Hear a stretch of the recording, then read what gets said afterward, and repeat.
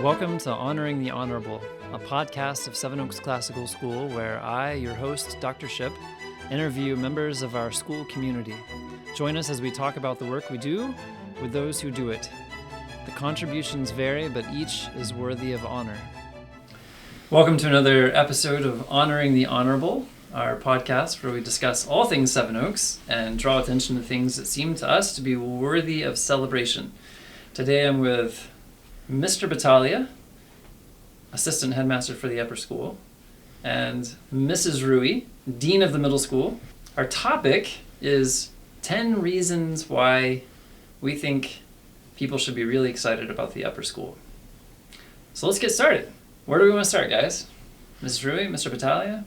Well, I just want to start by saying I think this is your first podcast, Mrs. Ruwe. It is. Thank you for having me. Well, congratulations. It's really good to have you on. I think when we think about the reasons to love the Upper School is to think about the mission as a whole and what we're trying to do in the formation of students. Within the Upper School itself, it is every sort of decision making, whether it's the middle school or the high school, is driven toward the mission. And knowing that we have a pretty significant one to train the minds and improve the hearts of young people through a rigorous classical education in the liberal arts and sciences with instruction in the principles of moral character and civic virtue. That with this mission, we're really trying to have the formation of the habits and characters of students in such a way that not only provides, many people think, for college and career readiness, but just for the life well lived. Right. I think our mission means that our teachers are concerned with the student as a whole person. As a school, we're concerned more with the student as a whole person and the kind of character they develop than gaining any, one particular skill or expertise in an area. We want them to have souls.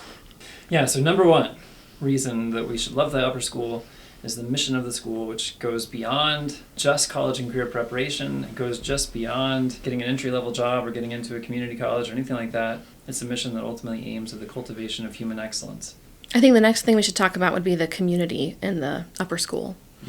I'll speak from the lens of middle school first, because we do kind of see Upper School as the blanket that covers both the middle school and the high school. But within the middle school, one of the clearest ways that we encourage building community among our students is through the house system, which we are now in our second year of having a house system. We have 4 houses with students from 6th, 7th, and 8th grade, led by a faculty member, along with 2 elected student house captains. We have the House of Athens, the House of Delphi, House Olympia, and the House of Sparta. And the house system encourages middle school students to seek the good for each other in academics, in athletics, in virtue. And we have a point system, of course, that helps make these things more tangible for middle school, although we do try to emphasize that winning points is not the ultimate end. It certainly does help with keeping students accountable and motivated within their community. It does if you are rooting for Sparta. I just feel like Sparta wants to win and needs to win, but they're hanging in there. They're hanging in there. Regarding the high school, in the same ways in the community, trying to take the blueprint for the house system and translate it to the high school realm, and we've accomplished this when we think about things such as like the homeroom, really pouring into offering up community through the homeroom position, the homeroom role, knowing full well that in high school it really becomes the community that you are within your class, and really emphasizing the homeroom in that regard, and then still providing leadership opportunities for students through the student council. And so currently this is our inaugural year of the student council. We have officers, so president, vice president, treasurer, parliamentarian, and secretary. But then we also have class representatives. So homerooms have opportunities to be represented through one particular student that kind of has a voice for them. And we've had success moving along the student council, having a number of different things already be put in place that measures that build community. Yeah, I've really been struck by the amount of social events and service projects that the student council and the middle school house system have already planned in the short time that they've been around. I continue to appreciate how the homeroom teachers especially really pour into the students, so that in high school, when you're going from class to class to class, you still have somebody who's very actively trying to keep tabs on how you're doing as a whole, and to try to help as they're able. All right, what's our number 3? So we've had mission and then community. What's next? I think it's the foundation of what a student is getting. You know, we're unique in the sense that we have a K-12 education that's housed in one building, and everything kind of is tied to the fact that really what the upper school is aiming to do, whether it be in middle school and high school, is to build on the foundation, the building blocks that have been set through a grammar school education. And the upper school is not sort of this loose entity that's running on its own sort of agenda, but it really is thoughtful and kind of taking the maturation of the student from the grammar school and continuing developing with age-appropriate measures as they continue throughout.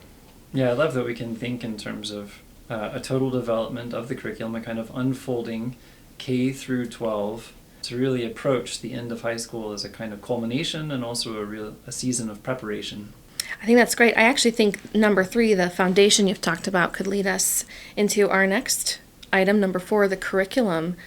At Seven Oaks, I really feel we offer our students a rich feast in our curriculum. It does begin in the grammar school. It goes all the way through middle school and high school. But I think one thing that sets us apart is that we are not sort of dividing up students and having them specialize maybe a little too early or only pursue the things they're inclined to, but we want all of our students to be exposed to math, sciences, literature, history, Latin. We have a really robust French program in the upper school as well. So I think our curriculum, again, like I said, it kind of lays a rich feast for every student to experience while they're developing their own inclination or specialties. We might have students that go on and major in art or in French. I can appreciate what you're saying, Mrs. Really thinking about the curriculum in the sense of giving students many different opportunities. I mean, if you're a parent listening right now, they keep talking about the curriculum from grammar school to upper school. What's this thing about the curriculum? How does the curriculum really make a difference in the upper school? And I think it is, in the sense that, right, you've started a child in grammar school, and then, okay, how do we build the curriculum in the sense that continues to feed them the rich ideas, but then begins to, as they mature and develop as an academic, continues to have those deeper analysis and interest in particular topics. I think this is actually a case where the ideal is also very practical.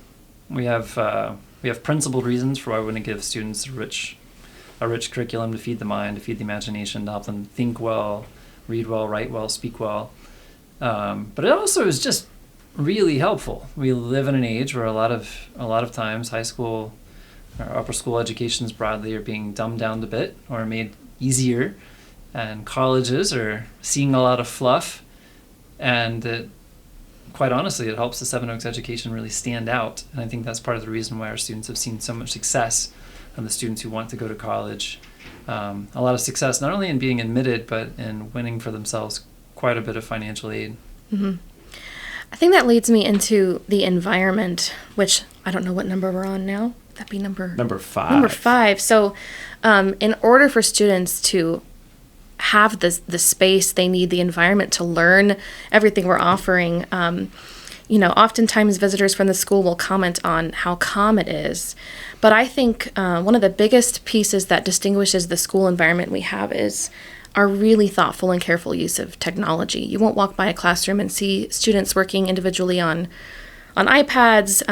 The majority of the time you'll see teachers engaged in leading a lecture or a Socratic seminar. You'll see students with paper and pencils in their hand, and rooms that are decorated and arranged to align with the curriculum that's being studied.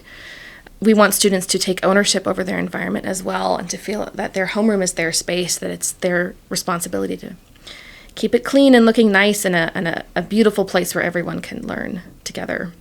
Yeah, that's exactly right. And I think in the upper school, and this kind of leads us into number 6, which is the size. And currently where we're at, where the middle school is almost at the point where it's busting from the seams, it really is robust, and thriving in that way. And then, we have, interestingly enough, the high school is kind of growing slowly but surely into that particular, into the particular realm of like hitting the classroom max amount like the middle school has. But certainly, whether you're in the middle school or whether you're in the high school, because of the size of the classroom tends to be smaller, that the student really is receiving an education that is curated in such a way that is accessible for that smaller kind of classroom setting to help them advance in their studies and to assimilate and learn the material. It also kind of provides a great advantage to our teachers who don't have to feel maybe the sense that many larger sort of classrooms feel if you're a teacher of losing children or kind of not having your finger on the sort of pulse of the classroom. Really, it puts our teachers at an advantage where they can have a classroom that's smaller in size and be able to attend themselves to the different varying needs within it.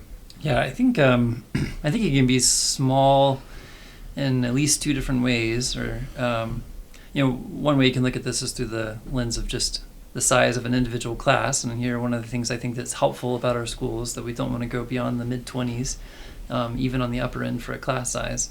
But we're also small enough, just if you take the middle school as a whole, or the high school as a whole, or the upper school as a whole, it's still on kind of a human scale where people know each other. And I think that's kind of part of what you're pointing to. We really are able to develop relationships. I think this also relates to the previous point about environment. We have a kind of order that actually, paradoxically, allows us to have more fun. It's not the misery of chaos. We have enough order that we can actually also have moments where we just let our hair down and enjoy each other's company. And I think you see that with things like, some of the house events and other things like this. Actually, I think that leads me well into number 7, the cultivation of creativity. Having the number of students we have and the environment we have really creates opportunities for students to be creative. I think some of the most obvious outlets of that would be our musical theater in the spring, Shakespeare in the fall for the high school.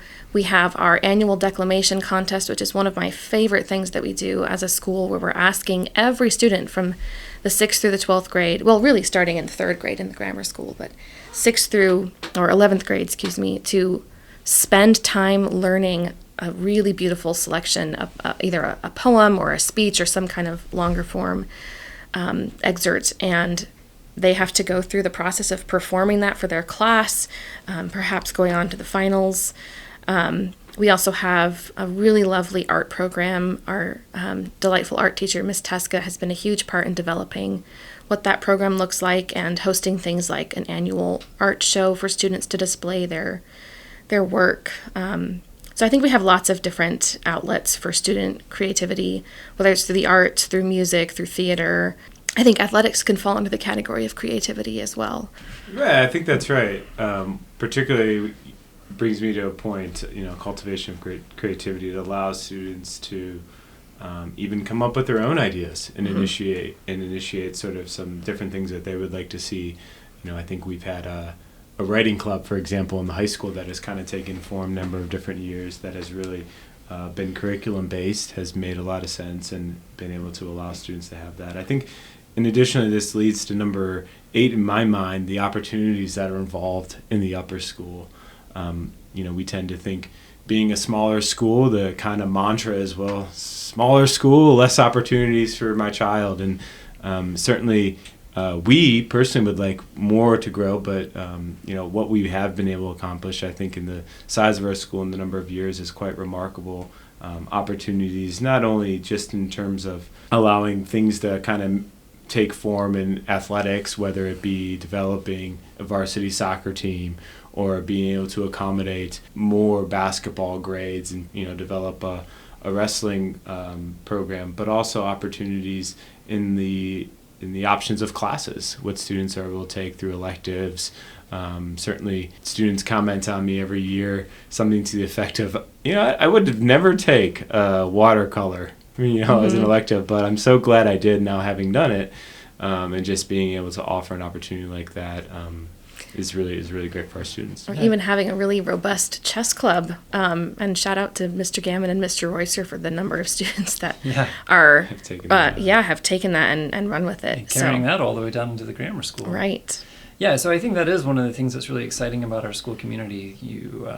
There are these opportunities that exist, and maybe relative to some other schools, there are lower barriers to entry to kind of try some things out, maybe discover interests you didn't realize that you had. And at the same time, once you find something you like, try to develop real expertise in that area.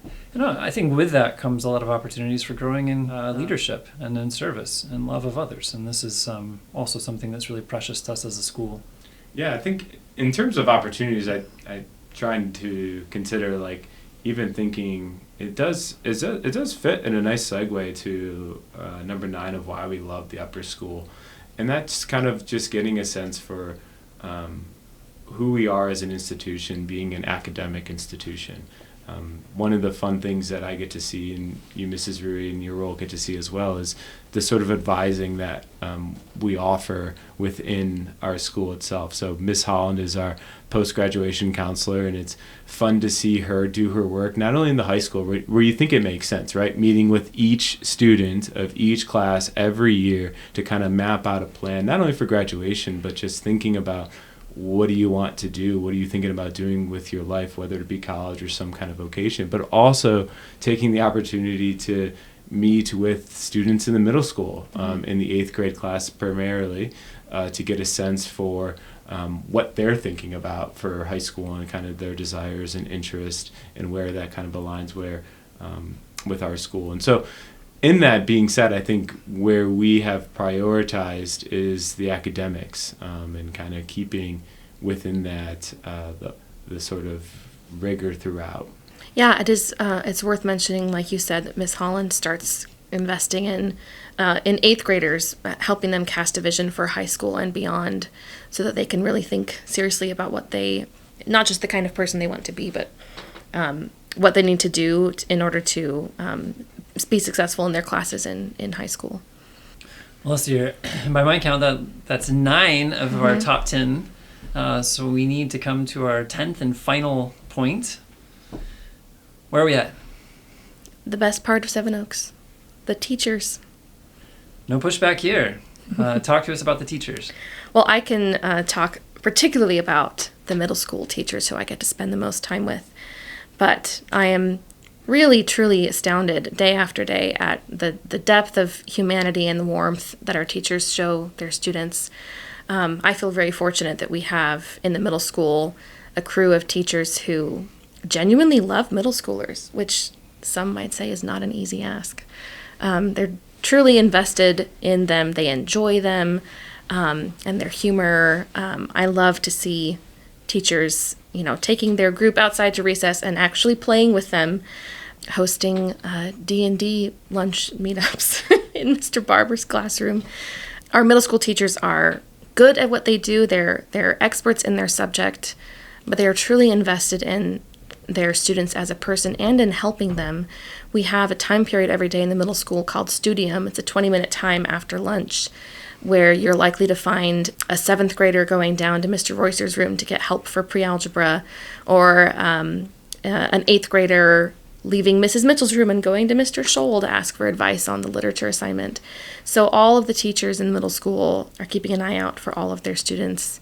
They are just truly lovely people. Well, this is good. I mean, I think we could outline on paper all of these strategies, all of these programs or things that we've instituted to help students make the transition from grammar school through middle school up to high school.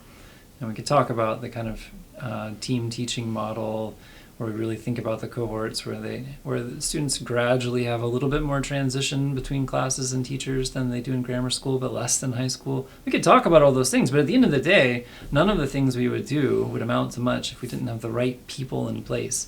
Exactly. And I think you've done a good job describing kind of the character, the heart of the teachers that really animates all of the systems and structures and whatnot that we've put into place.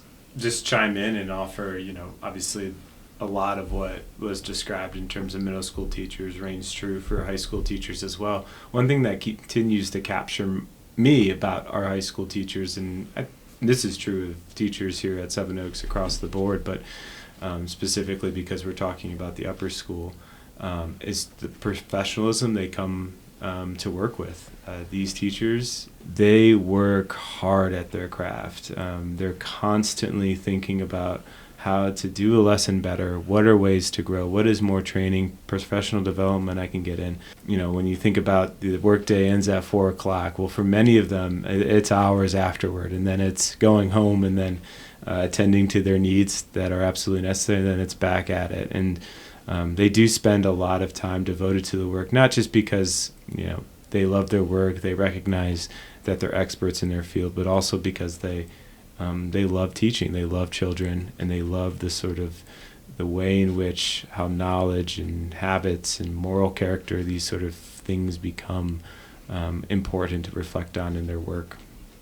I think part of what makes our faculty special, I see this across grade levels, is the kind of camaraderie they enjoy among themselves. And I think students pick up on this. They can't help but notice that there's a kind of professional friendship and a kind of common purpose shared among the teachers that is just kind of appealing in and of itself.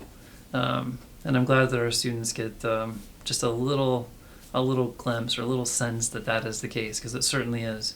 All right, guys, well, we've discussed 10 reasons why we think people should love the upper school. I'm persuaded. I love our upper school. It's a great place to be. It's a great place to work, and it's a great place to have my kids. And I thank you guys for all the work that you do to contribute in the ways that you can to that, to all these things that we've described here. We know there are a lot of people pouring a lot into this upper school. It may not be the same upper school experience that you get at another school, but I think it's one that's it's remarkable and choice-worthy. And I think maybe our listeners will have caught a glimpse of that, hearing you guys reflect on your experience of the upper school. So, Mr. Battaglia, Mrs. Ruwe, thank you. Listeners, we hope you'll join us again for the next episode of Honoring the Honorable. Same bat time, same bat channel. Thank you for listening to Honoring the Honorable, a Seven Oaks podcast.